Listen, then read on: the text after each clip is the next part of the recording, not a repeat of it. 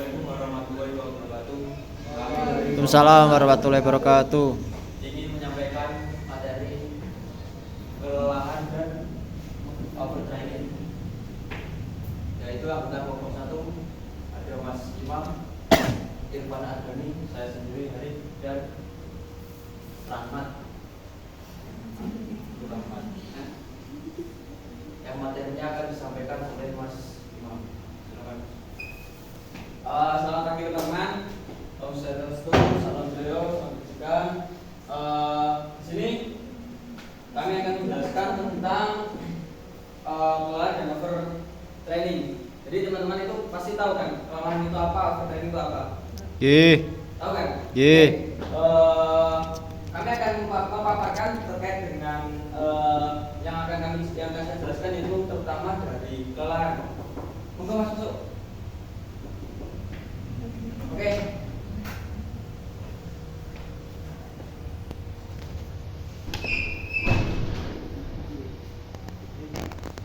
Langsung. Di sini kami akan belajar tentang kelelahan mental dan kelelahan fisik. Mungkin teman-teman tahu apa itu kelelahan mental, apa itu kelelahan fisik. Oke, saya jelaskan. Lanjut Mas. Nah, di sini kelelahan mental adalah kelelahan yang merupakan akibat dari kerja mental.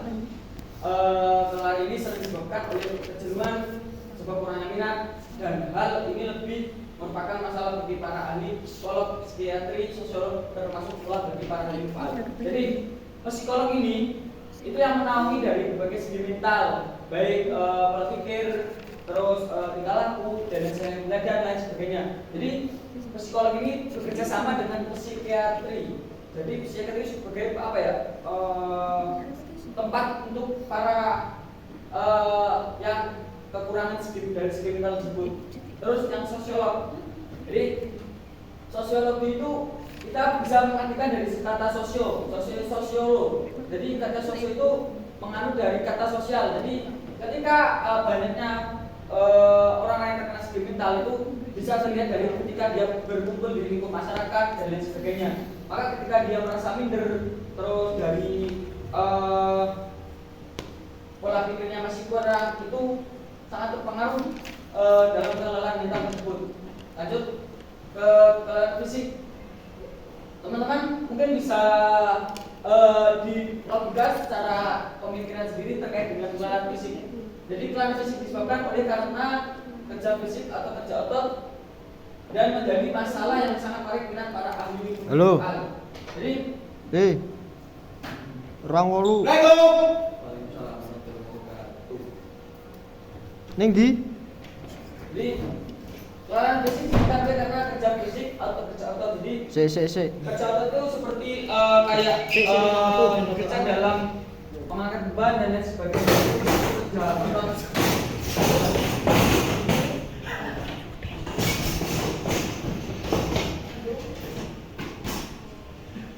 Lanjut.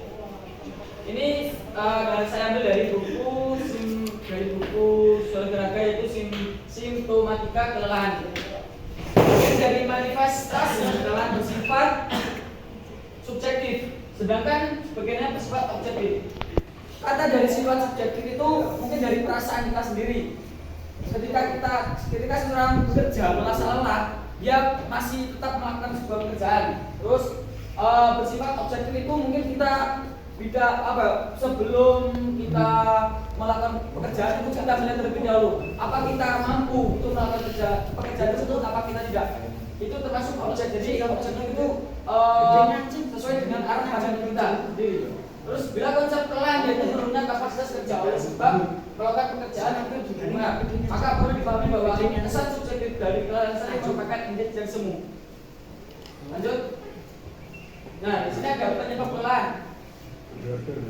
Ada 4 penyebab kelelahan. Yang pertama, sumber daya habis atau tidak dapat diperoleh, tertimbulnya sampah oleh daya di dalam tubuh, terganggunya keseimbangan elektrolit asam basa di dalam cairan tubuh, terus terganggunya keseimbangan pemasukan dan pengeluaran air di dalam tubuh. Jadi sumber daya habis atau tidak dapat diperoleh itu termasuk kebutuhan untuk diri kita sendiri sebagai manusia, terutama dalam ketika kita melakukan sebuah kegiatan, kita terpaksa kekurangan minum, itu bisa menyebabkan kelelahan. Bahkan ketika terganggunya kesimbangan ini kita terlalu makan banyak itu bisa dapat mengganggu keseimbangan elektrolit.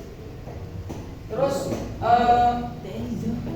nah di sini tadi saya sudah jelaskan terganggunya keseimbangan pemasukan dan pengeluaran air dalam tubuh. Jadi ketika kita makan dan minum dan sebagainya itu harus diseimbangkan, jangan sampai berlebihan supaya kita tidak kebetulan dalam melakukan sebuah pekerjaan dan lain sebagainya. Lanjut mas. Nah ini kemungkinan yang saya jelaskan ini saya ambil juga dari buku yang kemarin itu kemungkinan tempat-tempat kelelahan. Nah ini ada serabut otot, tebing ujung saraf motorik.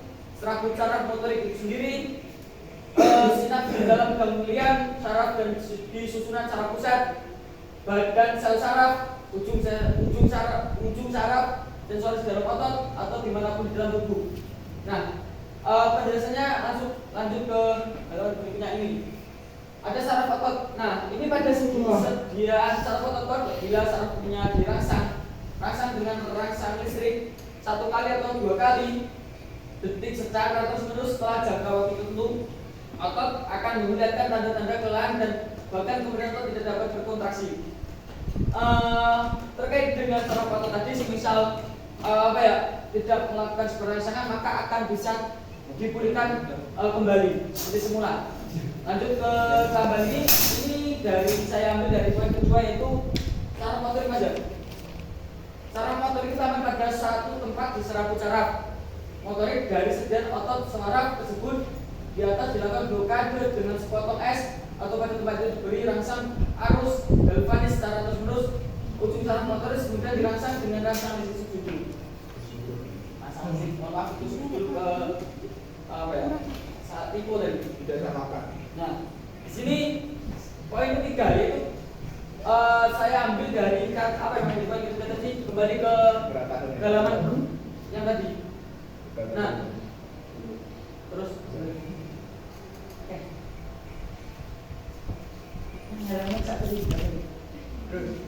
nah, ini serabut saraf motorik sendiri, itu poin ketiga. Lanjut mas.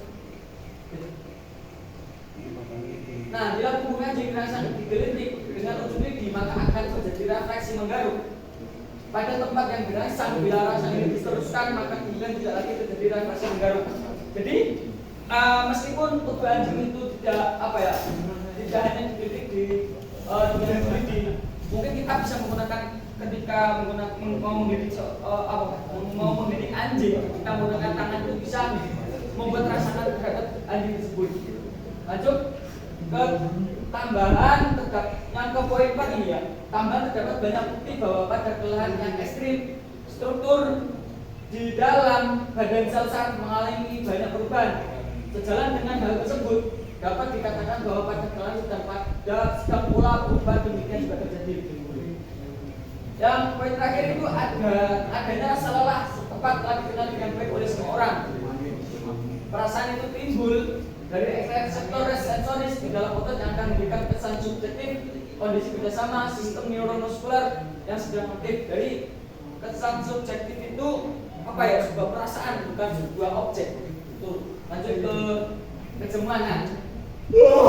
Dalam artian kejemuan itu bisa dikatakan kalau bahasa kita sendiri itu males, itu termasuk dari kata kejemuan. Ketika tidak langsung malas kita dan diimbangi dengan rasa memberikan sebuah motivasi untuk diri kita sendiri untuk mengembangkan terkait dengan tingkah laku dan sebagainya, itu termasuk kejenuhan. Nah, ini kejenuhan diartikan bila seseorang harus berpartisipasi pada kegiatan fisik, mental ataupun sosial tanpa motivasi yang cukup, artinya tanpa minat, maka ia akan merasakan adanya keinginan untuk menghentikan aktivitasnya. Oke. Mungkin saya ambil contoh ya dari saya sendiri ketika saya membuatkan rundown terkait dengan setiap hari saya harus melakukan kegiatan ini, melakukan fisik ini, maka meskipun berjalan 1 hari, meskipun berjalan 2 hari, ketika saya tidak konsisten, maka rasa lelah dan sebagainya itu akan terasa merasa diri kita sendiri terus merasa malas dan sebagainya dan tidak mau melakukan sebuah kegiatan tersebut.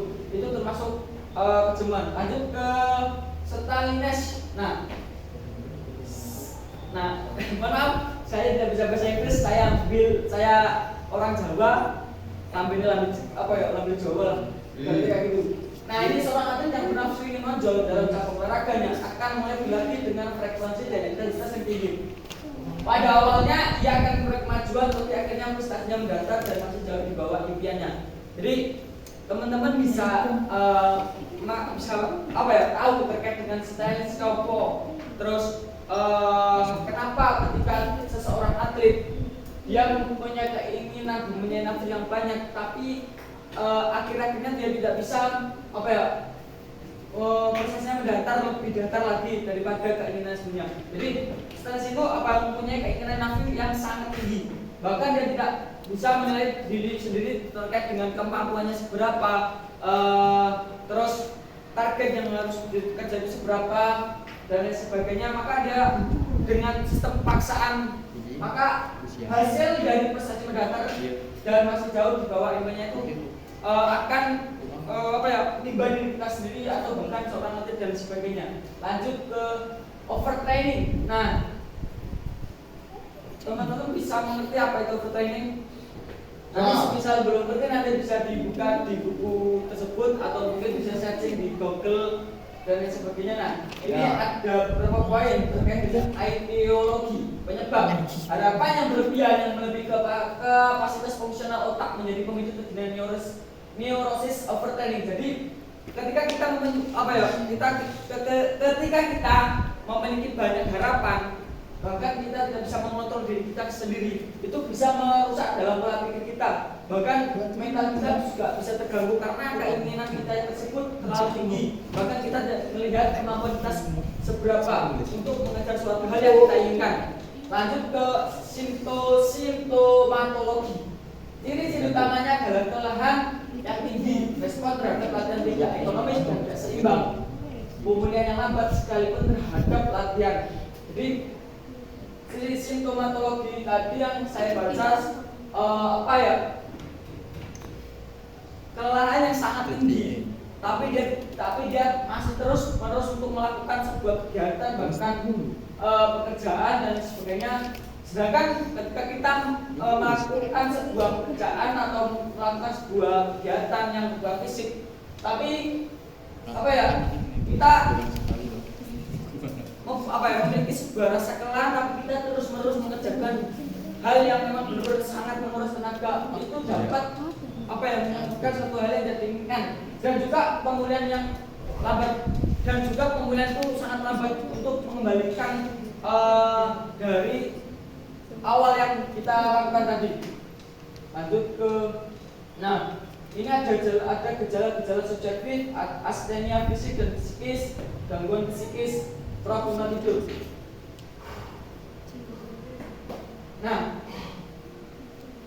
Dari ketiga contoh ini mungkin teman-teman bisa mengerti. Saya akan jelaskan dari problem tidur itu mungkin kita kekurangan ketika kita sering begadang dan sebagainya, itu bisa mengganggu problem tidur dan juga bisa merusak kita dan lain sebagainya. Terus ada tanda-tanda objektif ini jelas berkaitan dengan gejala-gejala yang meliputi hiperrefleksia, kejutan pada kelopak mata dan jari-jari, olah daya, metabolisme basal meningkat dengan sklerasi pada katabolisme, penurunan berat badan yang tidak jelas penyebabnya.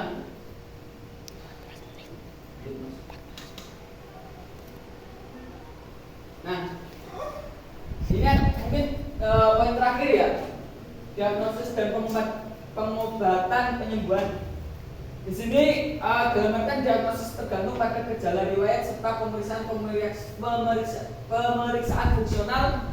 Diagnosa diferensial adalah terhadap sindroma sosialisasi, sindrom harapan berlebihan, penyakit organik atau gangguan psikoneuros. Selain itu ada pengobatan penyembuhan. Pencegahan tergantung pada pemeriksaan kesehatan secara periodik, pertemuan fisik dan nutrisi, disertai evaluasi fungsional pada istirahat dan selama aktivitas. Jadi dalam artian pengobatan penyembuhan itu termasuk adalah salah satu tindakan yang lebih efektif untuk apa ya?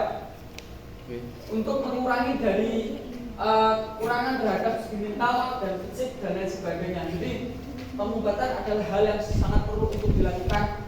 Semisal dari banyak kalangan yang dari segi mental itu kurang, dari segi pola pikir dan tingkah laku itu kurang, itu adalah yang perlu kita tangani adalah melakukan pengobatan, karena pengobatan tersebut bisa memberikan efektif yang lebih baik daripada sebelumnya.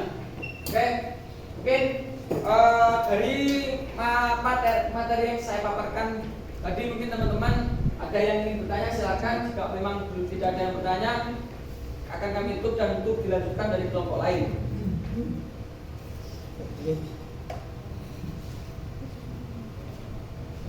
Monggo Mas, saya kembalikan ke moderator.